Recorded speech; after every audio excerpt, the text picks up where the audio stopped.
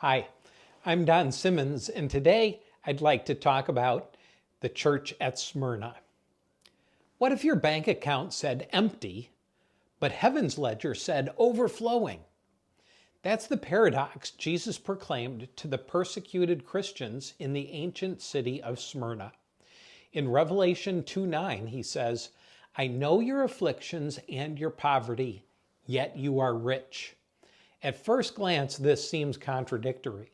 The word for poverty used here refers to deep destitution, the kind where you wake up each day uncertain of where your next meal will come from. And yet Jesus says they're rich. How can such poverty coexist with true wealth? You see, Smyrna was a thriving commercial hub in the Roman Empire, but for Christians, it was a place of exclusion. They refused to bow to the emperor, which cost them their political and economic standing. Their break from Jewish tradition further alienated them from cultural support. They were caught between two worlds, accepted by neither, and as a result, they lived at the margins, socially, economically, and relationally. Yet Christ's assessment was different from society's. While others saw poverty, he saw treasure. These believers were rich in what mattered: faith that endured, hope that didn't fade, and a love that reached beyond their own suffering. They had nothing by worldly standards, but everything by eternal ones.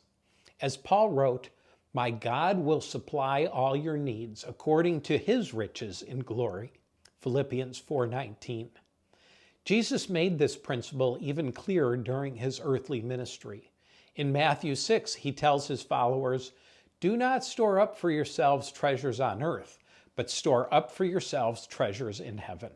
Then in Luke 16:9, he offers this instruction: "Use worldly wealth to gain friends for yourselves, so that when it is gone, you will be welcomed into eternal dwellings."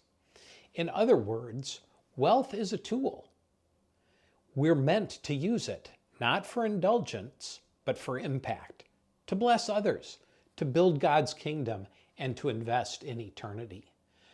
So what does it mean to be truly rich?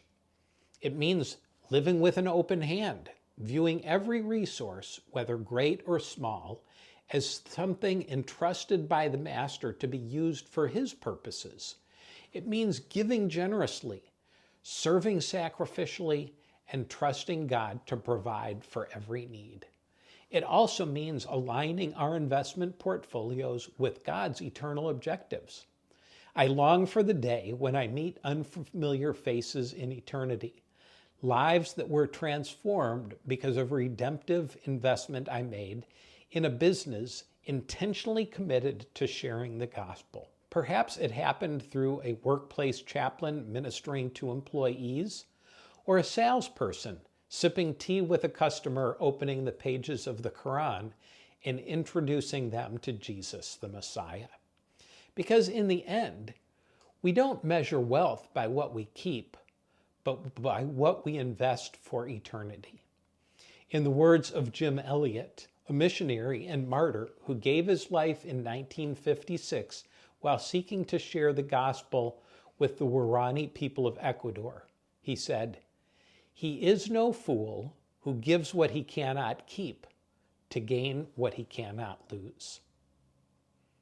If you like this video, please click subscribe and forward it along to a friend.